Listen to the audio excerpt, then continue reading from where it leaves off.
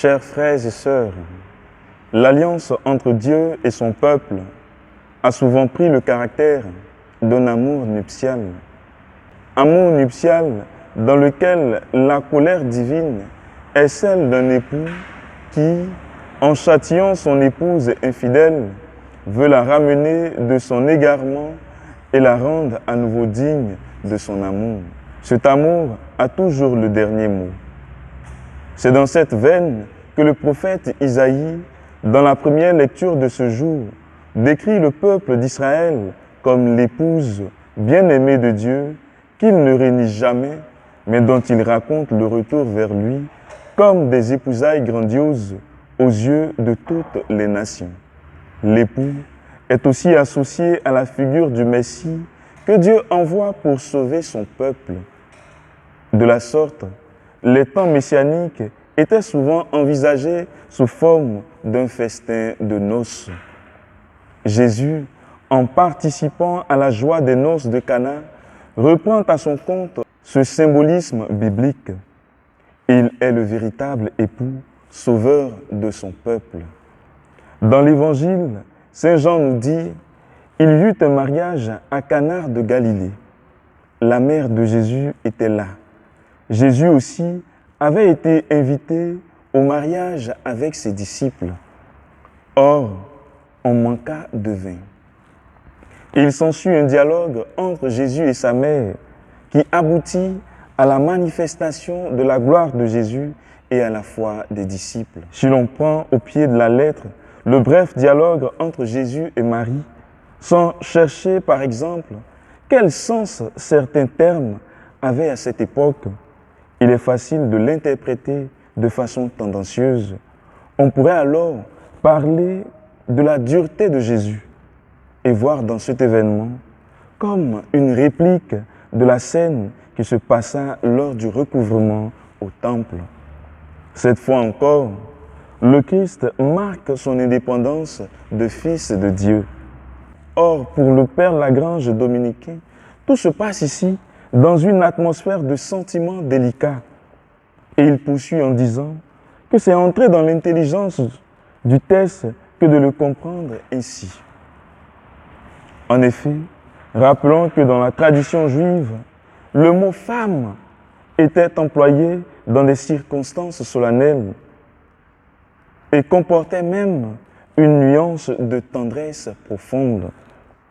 Quant à l'objection faite par Jésus, elle se comprend bien et elle n'a rien de choquant si l'on admet ce que la suite des événements suggère, à savoir que le Seigneur n'entendait pas intervenir de façon visible et frappante avant la fin de la mission de Jean-Baptiste. Pourquoi donc hâter l'heure de sa vie publique? Cependant, Jésus cède à l'invitation si discrète de sa mère. Ils n'ont plus de vin. Et cela nous prouve la puissance de l'intercession maternelle.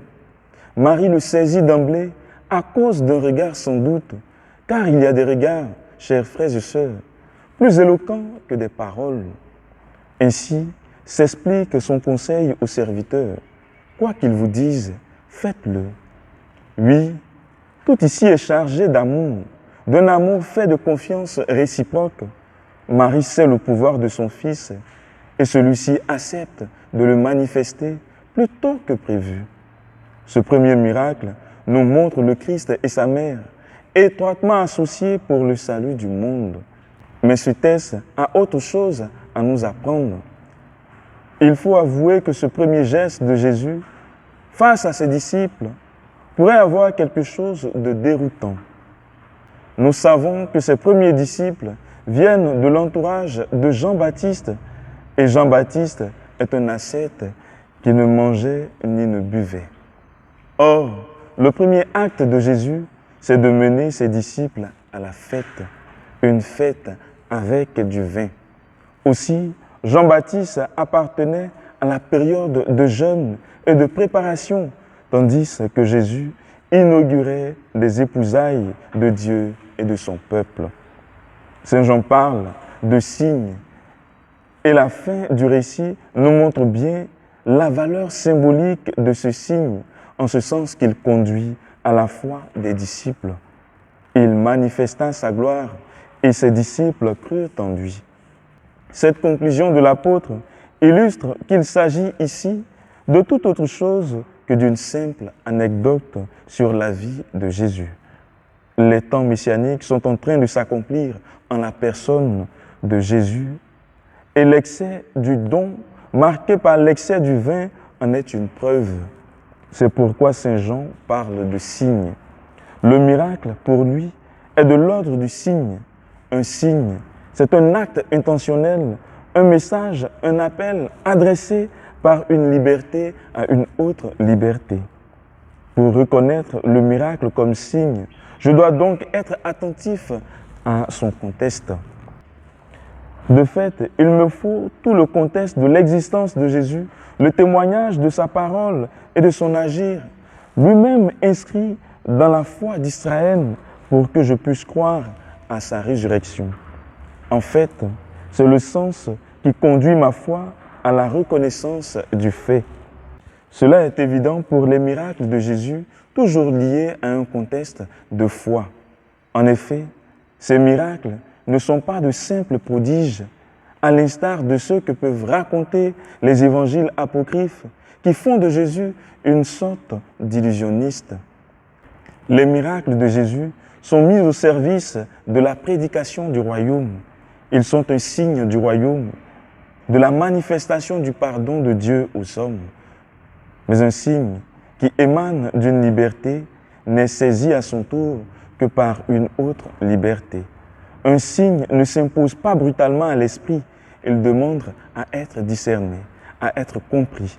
Quand le signe vient de Dieu, qui est le mystère transcendant par essence, il demande non seulement une interprétation active, mais encore un engagement de liberté. En d'autres termes, le miracle provoque la foi, mais ne peut être reconnu que dans une ouverture à la foi, car il est précisément un appel à la foi. Va, ta foi t'a sauvé, dit Jésus. Ainsi, frères et sœurs, discerner le miracle comme signe et croire en Dieu qui se révèle, c'est la même chose. Pour beaucoup d'entre nous, la question qu'on se pose à l'intérieur de nous-mêmes est la suivante. Seigneur, à quand mon miracle? Nous sommes très souvent obsédés par ces pensées qu'on en vient à dire que Dieu nous a oubliés. En fait, du point de vue de Dieu, qui produit le miracle, il n'y a rien de plus dans le fait miraculeux que dans le fait ordinaire, car tous deux sont dans une même dépendance de sa puissance. En ce sens, il n'y a rien de moins dans le fait ordinaire que dans le fait miraculeux, car tous deux sont un effet de sa bonté providentielle qui fournit à l'homme les moyens de son salut. Pour preuve, les âmes illuminées des saints reconnaissent Dieu dans l'événement le plus banal, aussi bien que dans le miracle le plus inattendu. Cela dit, le miracle, chers frères et sœurs, se trouve dans la conversion de notre regard, dans le retournement de notre cœur vers Dieu, car le miracle est bien un signe, comme un clin d'œil de Dieu et non pas une preuve.